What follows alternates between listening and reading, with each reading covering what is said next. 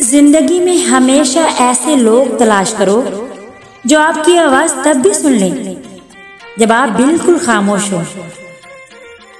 लोग रिश्ते छोड़ देते हैं, लेकिन बहस नहीं छोड़ते।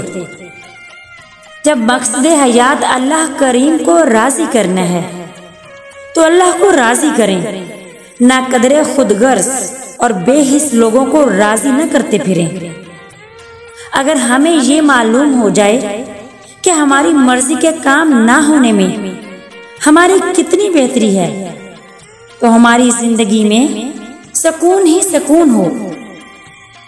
कभी कभी अच्छा लगता है सब जानकर अनजान बनना, चुप रहकर सामने वाले की चालाकियां देखना, सामने वाले की हद देखना कि वो हमें बेवकूफ बनाने में किस हद तक जा सकता है।